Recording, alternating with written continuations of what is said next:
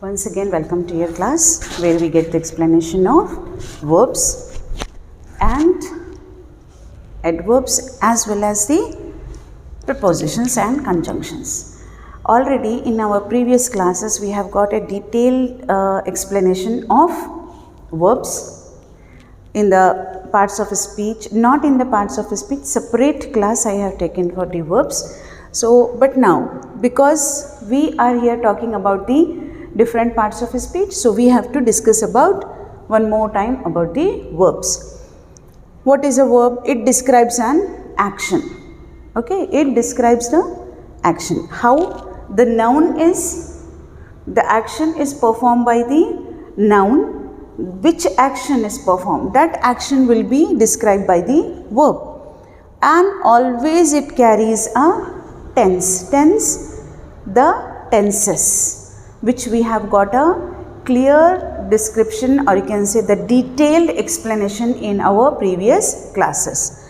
So here I'll give you the main verbs and the auxiliary verbs. These auxiliary verbs are also known as the helping verbs. Fine.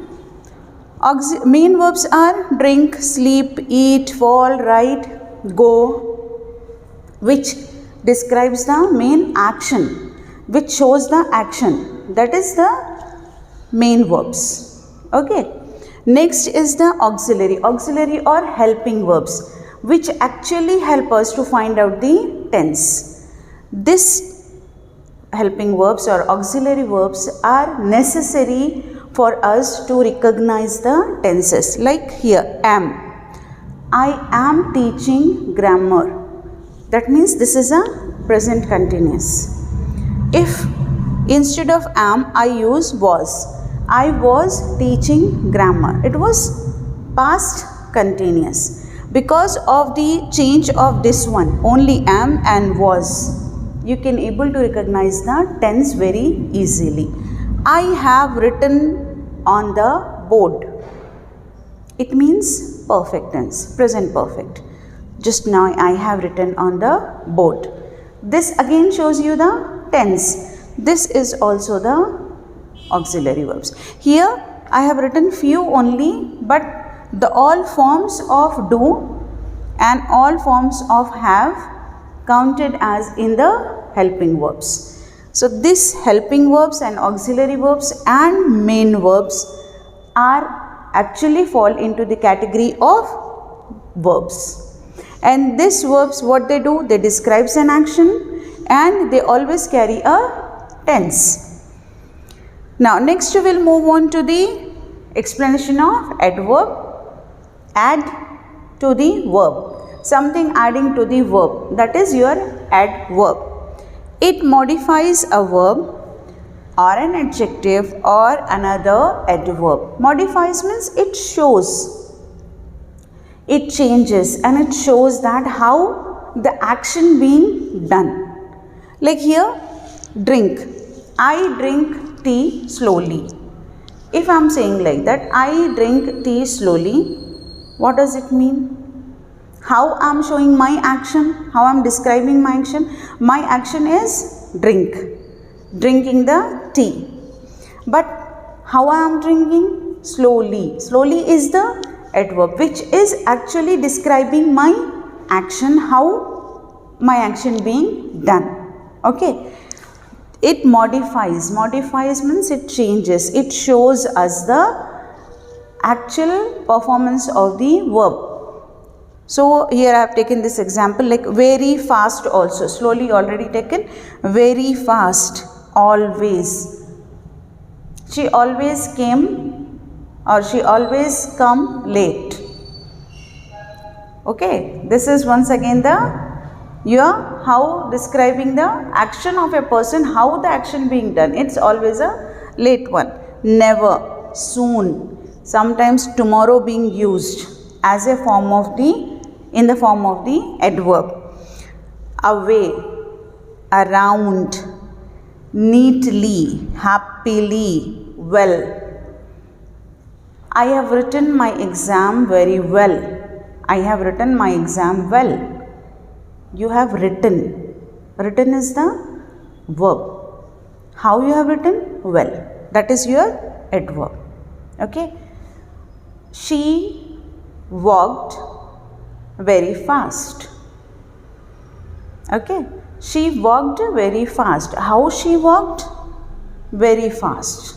That means you are not only describing the action in a form of a verb as walked, but you are showing how she walked. That means you are describing you are actually showing the way the action being performed.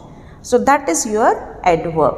These you have to understand, as I said in the previous class, that whenever you are identifying the parts of a speech, immediately just switch on to your mother tongue. Sentence could be translated into your mother tongue, then you can understand this is a noun and this word is actually describing the quality of noun, so obviously adjective.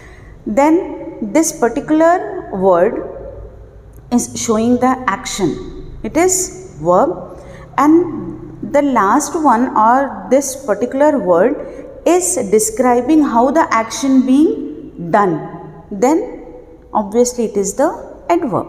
So it is up to you, how do you understand and how do you interpret. You have to get into your mind, feed your mind in such a way that you have to immediately translate that into your mother tongue and then try to find out the parts of speech. Next is the conjunction. Conjunction.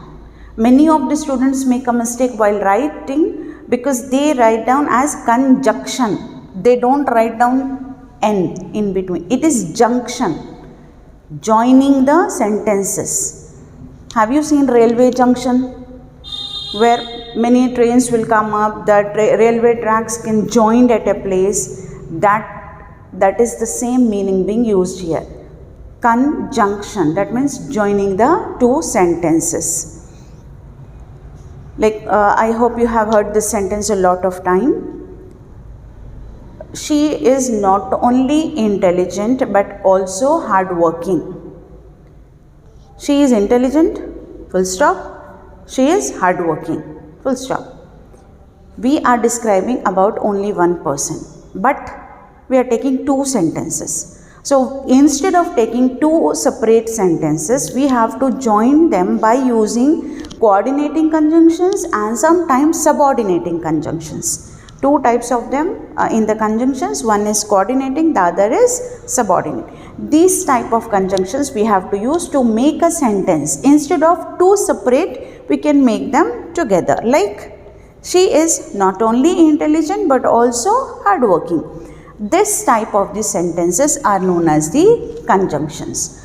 So it is used to link words, phrases, clauses or sentences. Many a times, again you have to understand that there is no need always it can come up as the not only or but also, either or, neither nor. There is no need for that. We can get this also, only, and, after, because. This had happened because World War I has happened, or First World War happened because of the arrogance of some countries. Okay, so here you are giving the reason as well as you are joining both the sentences. First World War happened because of the arrogance or pride of the other countries. So it is not because you are writing because to give the reason. You are joining these two sentences. So when you are joining two sentences, two words, two clauses, phrases, then that particular word which we used or the conjunctions are known as either subordinating or coordinating, but they are the conjunctions. Okay, as if, for. They have written the examination for getting good marks. They have written examination for getting good marks. Again, this is the joining the two parts. Joining the two parts of a same sentence also we use conjunctions. Fine. Next is the prepositions. If you remember, once again I have dedicated few classes for the you can say the explanation of prepositions. because already prepositions have a separate chapter on in your syllabus. We have got the total explanation into that, the whole explanation about the prepositions, varieties, and how it can relate different things. So now here just a glimpse I'll give it to you. It shows the position of a noun, adjective or anything, or shows the relation of another element or noun, shows the relation or shows the position. His house is across the river. That shows the position of the house, where it is across the river. She stands against all odds. That means it shows the relation of the particular person with all odds. How she stands against the all odds. This all in on the book is on the table, the cat is under the tree, the cat is sitting under the tree, whatever it is there, in front of, to besides, to beside, I have used all these, and this is particularly to explain you as a parts of speech. So this is the another one, that is preposition. Now in this class we have got the explanation of how many parts of a speech? Verb. In the verb we have got main verb and auxiliary, then adverb, then we have gone for the conjunction, and then the next is the preposition. So I hope you have understood well. Try to practice it out from your study material. The other leftover parts of a speech will get the explanation and as well practice a few sentences in the next class. So by the time, take care, have a nice day.